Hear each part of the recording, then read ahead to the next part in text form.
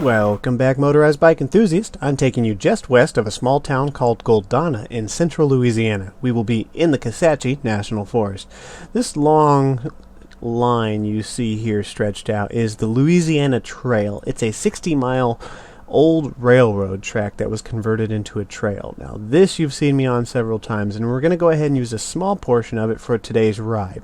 We're making a loop or a triangle with about 1 mile increments in each section.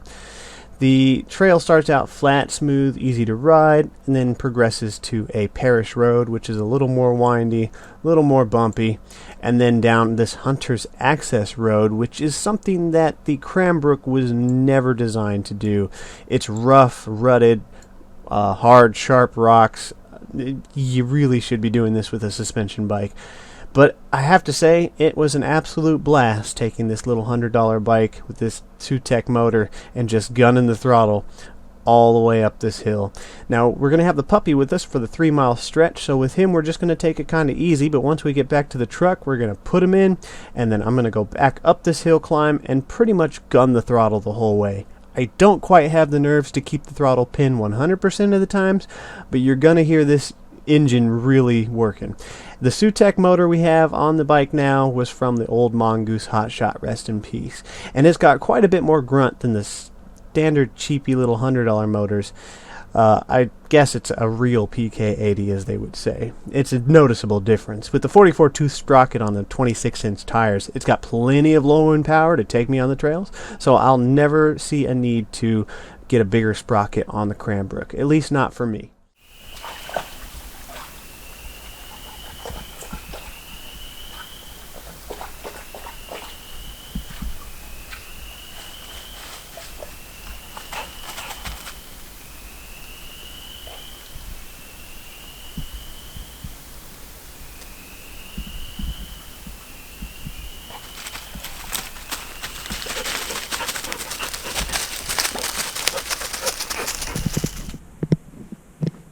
All right, come on. Yeah, good boy.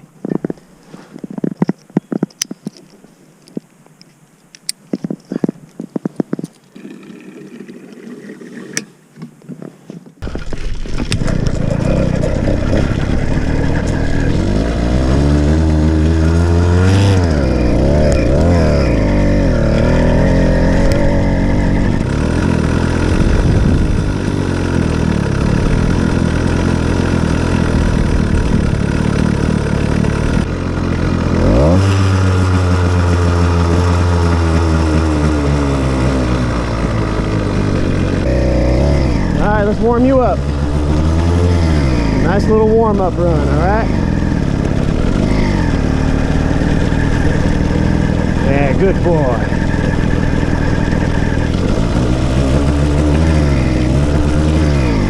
We'll let him set the pace.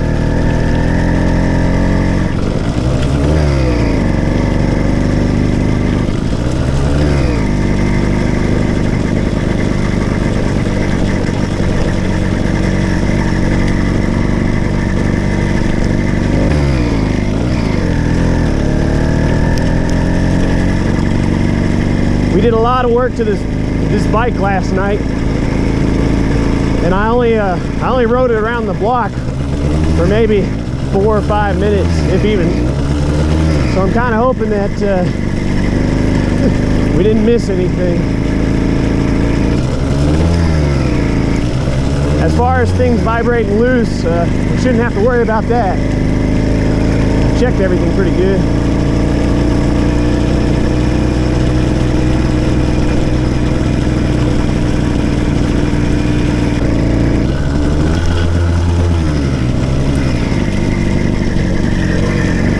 You know, the nice thing about these handlebars is you feel a lot more in control of the bike, at least the front end, that's for sure.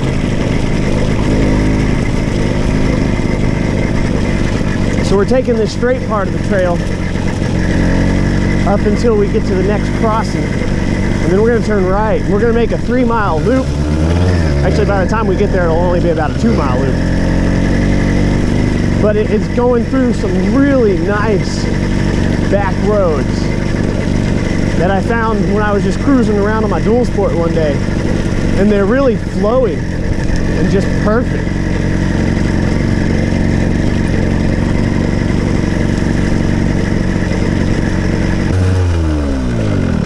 You need a break, little buddy? All right, go ahead, take a break. That's a good boy.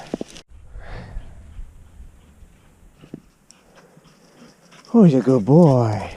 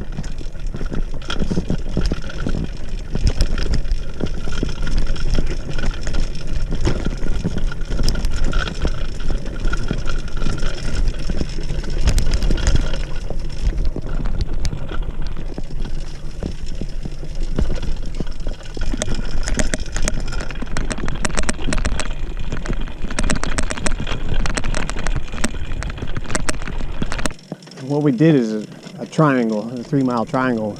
Each stretch was about 1 mile. We had 1 mile of the flat trail, 1 mile of the back highway, and then 1 mile of this, I guess you'd call it a hunting road. It's technically a public road, but it just dead ends. It's for hunters, but it dead ends at the trail where we started. What I'm gonna do is get back to the truck, load up the puppy. He had his 3-mile run, so he's gonna be pretty tired. And then I'm just gonna gun this thing all the way back up this hill.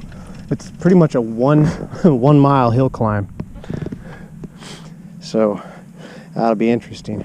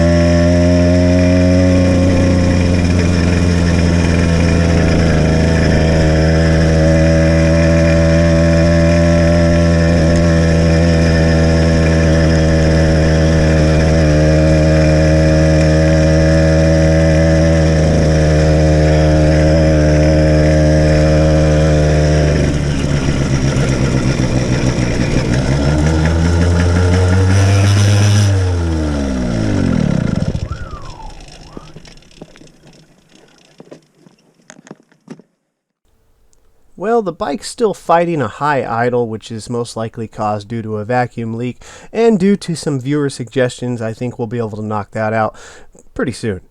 But small issues aside, I have to say what ended up being a total of 5 miles on the Cranbrook in a situation which the bike was clearly not designed to do was incredibly entertaining. I'm not sure why, but a lot of you can probably relate. It is incredibly fun taking these cheap setups and just pushing them to their limits to see if they survive.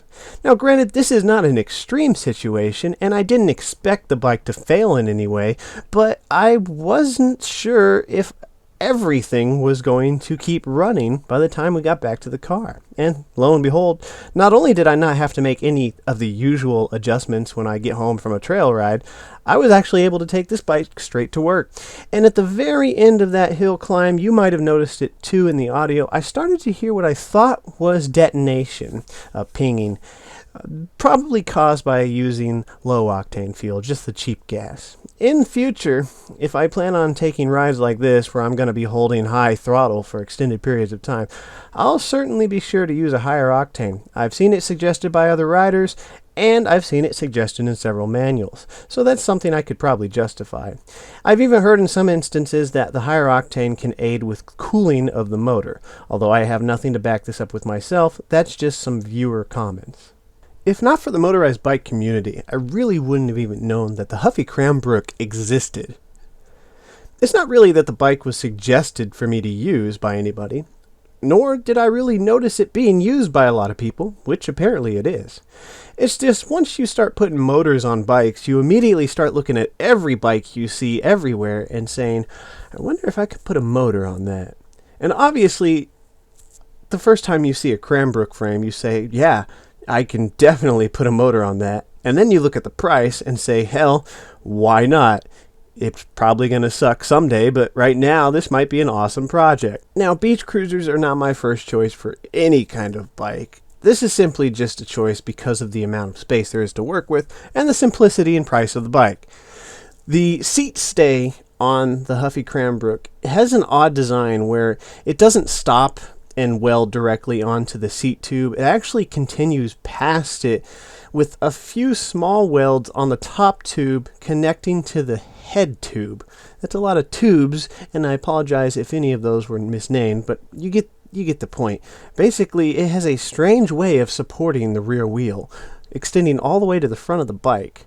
Now, I haven't seen or heard of this being an issue, but when you look at it and then you look at what I was just putting the bike through, you start to wonder if one of those welds was to break, would the bike survive the trip? Directly under the top tube, you notice that the Huffies have this signature empty space. A lot of people like to put custom gas tanks in this space. Well, if you're familiar with some of the really old Huffy designs, you might have heard of one called the Huffy Radio, which actually incorporated a full-on radio inside this empty space, which is something that in the future I might actually want to replicate. There aren't a whole lot of positive things to say about this bike. Without a motor, I find it to be completely useless. I'd much rather take a mountain bike on a beach cruise than take a beach cruiser anywhere. That being said, its key features for me, having an incredibly comfortable stock seat, which really helps in unpleasant situations. The frame is steel, or at the very least a steel alloy, as a magnet will stick to this bike. The coaster brake, at least for my bike, had no problem clearing the rear sprocket. And although the mounting situation for the rear wheel is not ideal for a motorized bike, it is far better than most mountain bikes you'll find, whereas it allows you to adjust the position of the rear wheel and in most situations get the chain tension on both chains just right to where you don't need to run a chain tensioner. A few negatives about this frame, clearly not all of them, but some of the major ones which I noticed. First off, the handlebars that come with the bike are garbage. For anything, in my opinion, even cruising, they are just terrible ergonomics. You whack your knee on them, or your wrists are in a really awkward position depending on how you set them up. And if you try to take the bike onto any kind of gravel whatsoever, you feel incredibly uneasy. Replacing them with a flat bar or any semi-flat handlebar is definitely a good idea if you plan on using the bike for mid to short trips like I do. Chain clearance on the rear tire is tight. It will run just fine with the stock street tires, but when I attempted to put on some just standard knobby trail tires, unfortunately they would interfere with the chain. There's just not a lot of clearance to put any kind of traction on your rear wheel. I'm not saying this will be the case for everybody. This is just a situation I ran into. That forced me to put the street tires back on the bike, but honestly, riding it like this, I didn't feel like I was at any disadvantage whatsoever. The motor clearly does not have enough power to really break traction even with the street tires, and I'm not riding through mud. I don't plan to, especially because I took the fenders off the bike. That would just be a mess. So if you're in a dry situation with a relatively hard packed trail, honestly, I don't see any disadvantage to running the street tires, as I never felt uneasy on the bike as if I was going to slide out or lose the front end. The back end really doesn't matter as much. Okay guys, so it's time to reply to some more viewer comments. Please keep in mind that my videos are mostly for entertainment. I supply information that I learned from personal experience, but I'm by no means a master at these builds. I learned just about as much from you guys in the comments as the newer builders might learn from some of my videos. So by reviewing your comments and going over them in the videos, we can definitely improve each other's situations and make the channel better for everyone. In our last video where we did the motor swap on the Cranbrook, Taylor noticed that during the test ride it was four-stroking quite a bit. I would like to remind you that this was just a test ride. Obviously in this video the motor was running quite a bit better, but we still got some issues to solve. Now from what I understand, four-stroking is when a two-cycle engine receives a rich fuel mixture, causing it to miss an ignition cycle. This is for the most part a tuning issue. I don't personally see where going from 32 to 1, what I run now, to 40 to 1 would make any difference at all, but the jets could definitely have something to do with it, and the placement of the clip on the needle for the throttle piston could certainly have something to do with it. Whereas I basically just plugged that engine in and then rode it, I was by no means looking for a master tune at the time, nor am I really ever. But this is definitely something you guys might want to look into, is the symptoms of four-stroking and how to solve it, in case you're looking for peak performance. Thank you, Taylor. A viewer named Sony seems to have the misconception that I am some kind of racer looking for peak performance, and his tips are also suggestive at best, such as getting rid of the ugly stock exhaust. Keep in mind that I ride solo pretty much everywhere I go. Looks of the bike are not really all that important to me.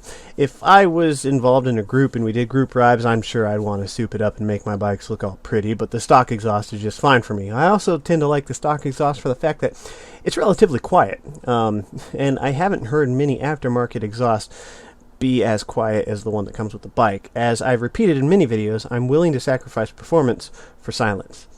He also suggests removing the fuel filter, and I'm not sure if I'm reading this one right, but also removing the one inside the gas tank. That would be the little screen on the petcock. No and no. I run both of them because I like redundancy, and from first-hand experience, when my dad dropped his gas cap on the ground and put it back on the bike, putting a bunch of sand and grit inside the gas tank, which immediately clogged up the carburetor. I can assure you running some sort of fuel filter is an absolute necessity for me personally. He claims that it'll get a higher fuel flow inside the carburetor.